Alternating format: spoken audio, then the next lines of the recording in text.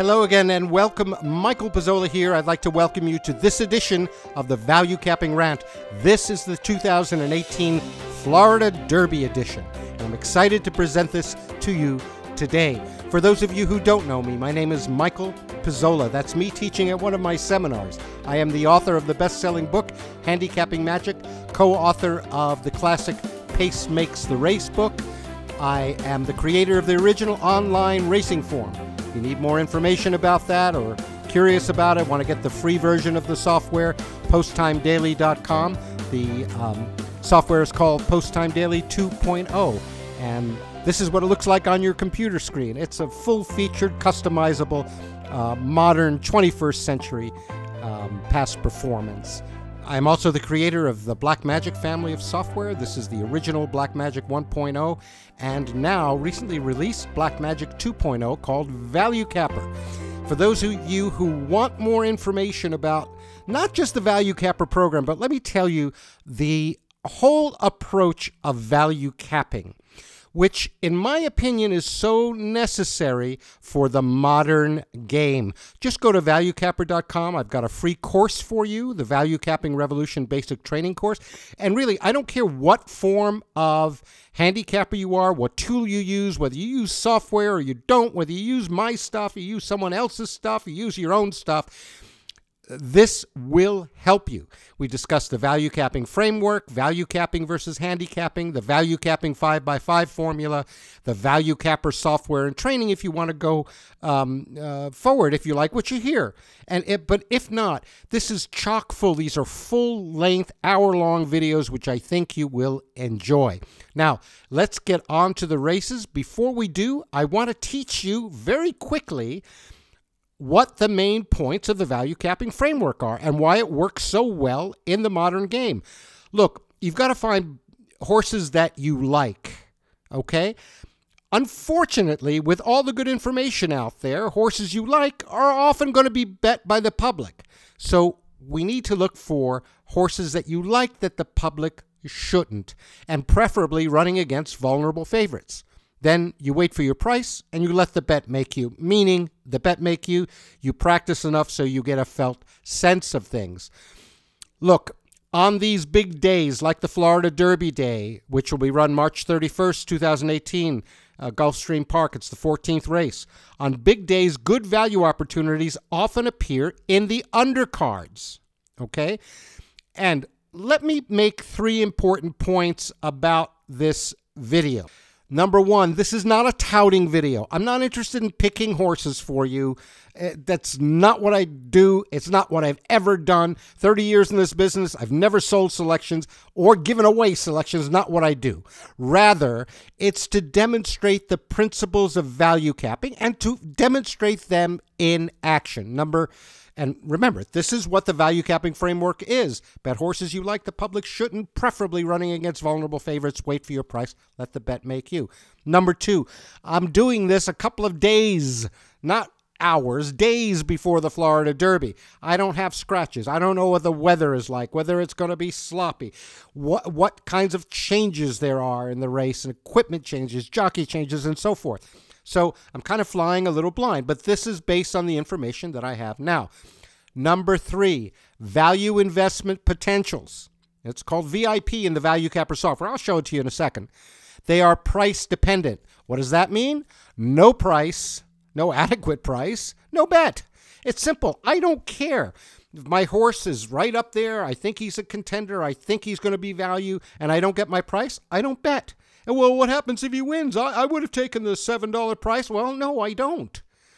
Okay? Or what if you get your price on that horse and wow, he gets a price and he runs up the track? Well, that's part of betting price horses, especially when they're horses that the public shouldn't like, that they're coming to a race. You'll see a couple of them, and I'm going to show you a couple of undercard races where horses might be coming to a race based on their advanced form pattern. And then again, given their last race, they might be out of condition. What will determine that? Well, we really don't have any concrete, certain, 100% lead pipe cinch way of knowing that. But we can know if we are getting paid for taking that risk. So With all that being said, come and join me, look over my shoulder, doing the Florida Derby with the Value Capper software, and I'll show you some races I found in the undercards that might be interesting. But in any event, win, lose, or draw, I think you'll get some value out of understanding these principles of Value Capper. Okay, so let's dive into the Florida Derby. And I got a couple of requests after the last video. One was, hey, can you show us, Michael, how you work with the software live rather than taking those pretty pictures and all the slides and so forth? Sure, that's what I'll do in this video. The other request I had was, can you show us some of the undercard races that you're interested in? And I'm a little hesitant to do that, not that, because I don't want to share that with you, of course, no problem. I can show you my analysis. But in picking them out, what you don't see are a lot of past races that are either too obvious, have too much going on, have too many unknowns, and so forth. So these have kind of been distilled. And also, well, if I did a video showing you every race that I eliminated, this video would wind up being 6-7 hours, okay? Because there are a lot of races running. This is what I'm looking at. Let me make the screen a little wider. I'm going to take out what's called the Value Advisor for now so we can see all the beautiful rankings and numbers. And I'm not going to go through explaining. Those of you who are using Value Capper will know what this is.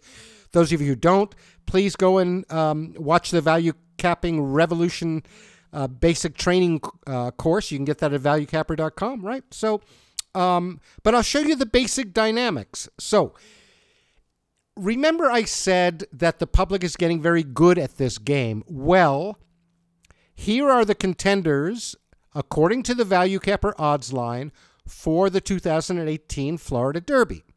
Strike Power is on top. Now, that's based on a number from its maiden blowout win at 5.5 furlongs. Do I trust it? Well, that's why it's got a big gap. Right behind it is the morning line favorite Audible, the 8, then the 9 Mississippi, then the 4 Promises Fulfilled, the second morning line favorite. Then, after a gap, Catholic Boy, the 7-2 third morning line favorite, and then the 5 Storm Runner. Okay. One thing to notice is that there are 3 layoff horses. Now, at this stage of the game, at this level of horses, and colts, actually, right, that doesn't much matter to me. And yet, no one knows how a horse will run after a layoff with absolute certainty. Maybe they will, maybe they won't. But that's a little bit of what I call anti-value. Maybe they won't run. Now, let's take a look at some of these horses. As I mentioned, Strike Power. What I'm going to do is I'm going to eliminate that line, and now I'm more comfortable with this. Now, you might ask, why doesn't the program do that automatically? Well, it's kind of a fuzzy logic thing that software that's rules-based is not very good at. So going down, Audible and Strike Power. Oh, wow, what a great call. What a brilliant piece of software.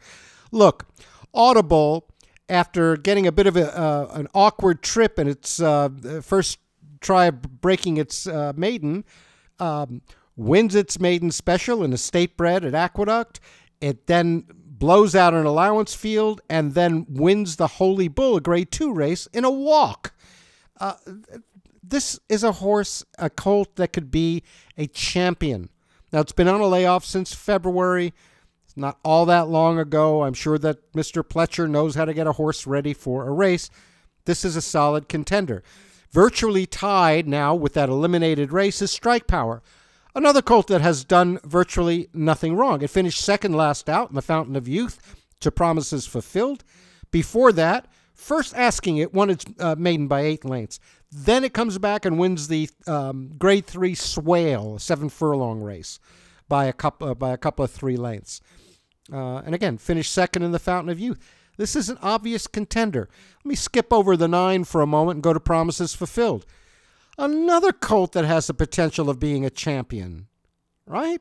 Wins its maiden at first asking, wins non-winners 1 at first asking, finishes third in a grade 3, comes back and wires the field in the Fountain of Youth. pays 36 and change, 38 and change. Beautiful. Of course, it's a legitimate contender. Catholic Boy, another horse that's maybe not as strong as those others. It's the fulcrum in the race. Long story. You can find it online. It's the horse with the best second call time in the last race that's non-aberrant and competitive and so forth. This is another, this colt has won 3 out of its 5 lifetime races, won its maiden at first out, its first non-maiden start. It won a grade 3. It was in the Breeders' Cup Del Mar in November, got 4th. It won the Remsen in December. This could be a champion horse. So what do? Of the 6 contenders that we have, the 8, the 1, the 9, the 4, the 6, and the 5, 3 of them are morning line favorites. 3 of them are on layoffs. There are a couple of potential for prices. The first one is Mississippi. This is a colt that will be overlooked by the public. It got a bad run. It was in the 4-path in its first try at maiden, won its second try at maiden, missed its first try at an allowance race at Gulfstream, and then finished second its second try. I don't, at this stage, Mr. Cassie is putting blinkers on and so forth. I don't think they're going to let a colt that's, 3 out of 4 win in place in lifetime go off at a very long price. In other words, the contention line is only 5-1. That's what I think that the public might go for on this horse. I probably, if I had to guess, I would say it'd be more like 6 or 7-1. I would need a long price to bet this.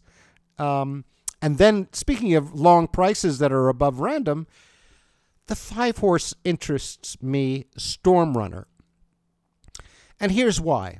It was completely out of it in the Fountain of Youth. I mean, the public's going to look at the Fountain of Youth winner, Promises Fulfilled, may look at Strike Power, but it won't look at Storm Runner because it finished 7th by 16 lengths.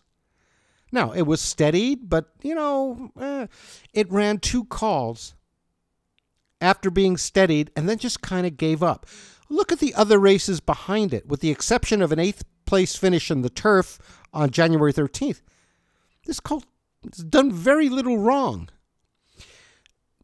This has what I call a type 1 pattern. The second race back was very good. It had won its race. Then the top race was relaxing. It looks like bad form. Now, did it finish 7 by 16th because it was completely outclassed or it was out of condition? Or was it because of the being steadied at first? Well, we don't know. Looking just at the past performances, there's no accurate 100% way of telling that for sure.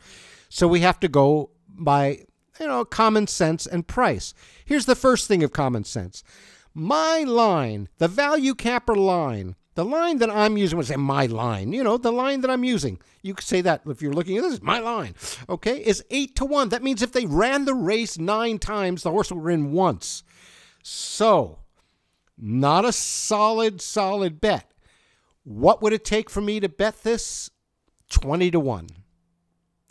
Similarly with Mississippi, given that it's, it hasn't done much wrong in its career, it's a legitimate shot to hit the board. Again, either of those 2 horses go off at 20-1, I'll have a little money on them. However, if I'm being honest, I think the public has this right. I think that it's Audible, Strike Power, Promises Fulfilled, Catholic Boy. Those are legitimate horses. About the only way that they could be upset is Audible's not ready off the layoff. Strike Power, runs its another second like it did in the Fountain of Youth. promises fulfilled. Geez, I don't know, doesn't get the lead. And, oh, one thing, speaking about getting the lead, if we look at acupressure, looks like promises fulfilled out early. Looks like Strike Power will be making a move. Mississippi can close, as can Audible. That's how I see the basic pace scenario in the race. Notice that the software made the race pressured, unpressured. Long story, positionally pressured. Because, right, there are a lot of horses that want the lead, but when you add in the velocity component, it favors the unpressured horse. Now, at 1 1/8, I don't love the early line without looking at least neutral, and when I move it to neutral, guess what? It's the same exact colts, with Storm Runner being the value investment potential. You know, again, it's 8-1 on my line. The 9 Mississippi is still there. So, bottom line, I don't think this is a great race. I think the public has it right, and there's no contradiction. If I get 20-1 on either Mississippi or Storm Runner, I'll have a bet on that. That's my very quick way of applying value capping through the Value Capper program. Now, I know I promised you, those of you who that's all you're interested in, there you go. There's the Florida Derby. Thanks for joining me. Those of you want to look at some very quickly, I'll show you a few undercard races. Now, here's one from the undercard at Gulfstream Park. Pretty simple. I've got a mile on the turf. It's the Sanibel Island Stakes. You know, I've got 3 horses at the top virtually tied. The 3 Originator, the 6 Fernanda, and the 5 Got Stormy. The software tells me I've got 2 value investment potential horses, the 6 and the 5. Nothing much wrong with this 3 horse on top, but it's almost tied. You see 9-2 to 5-1 with Fernanda, just won its last race after winning its maiden. The morning line maker made this 15-1. The contention line, which is what I think the public will do, is 11-1. I would be very happy with 10-1 on this filly. Got Stormy just won its maiden. Now, what did she just won her maiden? What she's doing in the stakes race? I don't know. Perhaps Mr. Cassie can tell me. But in the meantime, it's virtually tied at the top with the 3 and the 6. Again, 10-1 on that. I don't know. I'm not looking at the board. If I get 10-1 on either 6 or the 5, I'll bet it. I'll box them in an exact. I'll box them with the 3 because I've got a situation I like. On my numbers, I've got them better, the way the software picks the running lines, than the 3 morning line favorites, the 1, the 8, and the 2, which are 3-1, 8-5, and 4-1. Beautiful situation. I'll let the board dictate which of these I will bet. I'm looking primarily to the 5 and the 6. If I had to pick one, it would be the 6 because it's a little higher on the line and maybe a higher price, but I'll need 10-1 to bet it. I'll also need 10-1 to bet the 5 Got Stormy. I'll have it hooked up in exactas and with the 3. That's it. Done. This is a very simple, clear, obvious race. Now, when I say look at the undercards, I don't just mean the undercard at Gulfstream, although that would be a good one to start with. Let me show you a couple of 3 other undercard races that I've noted to keep an eye on. Here is one. This is a very modest allowance race at Parks race 6. I've got 4 horses in contention, the 6, the 1, the 7, and the 2. I got a very smooth odds line, 3-1, 7-2, 4-1, 5-1. I've got the morning line favorite right on top, and I've got a notation, and if you look at it in your past performances, it had a very hard race after a layoff. Don't like that. The 1 horse, Conscience, is on a layoff since February. Okay, it was just claimed a couple of times. Now it's trying this allowance company. Nothing much wrong with the 7 horse, but then we get down to the 2. Which is in shouting distance on numbers. It just had a good race, a 3rd place finish, 2nd back where it got claimed, came back and ran a decent even race. I like that pattern. Whether it can make this class level, I don't know. I would be interested in this horse at 10 to 1. If I don't get my price, if I get 5 to 1 on the horse and he runs up the track, I don't care. I haven't bet it. If I get 15 to 1 and I bet it and it runs up the track, I still, well, sure, I care a little bit. I lost a bet. I didn't cash. But, you know, so what? It's horse racing. But this is how I look at it. This is a horse I like that the public shouldn't. By like, I like him fourth. Okay? I've got 3 horses to beat. However, 2 of them, the 6 to 5 morning line favorite, had a hard race after a layoff, preferably with flaws. Remember, that's part of the value capping framework. And then another one with good numbers, Conscience, the 1 is off a layoff. The 7, 7's another horse and virtually tied with the 2. Why not? This 2 has a shot at a price, but I'll require, 10 to 1 to bet this. That's basically what I do. Here's one that jumped off the page at me. And again, this is not the kind of race that, racing fans and aficionado who are getting into the fine things of Audible's last race and, and everything that's going on in the Florida Derby. Here's one at the minor track in Florida running on Saturday, Tampa Bay Downs. And it's a 7-furlong maiden race. Let's wait for the Derby. Well, look, there's a well-regarded first-time starter in the race, right? It's 3 to 1 morning line, the 6, Villamy. Don't know how that's going to run. It's never run before.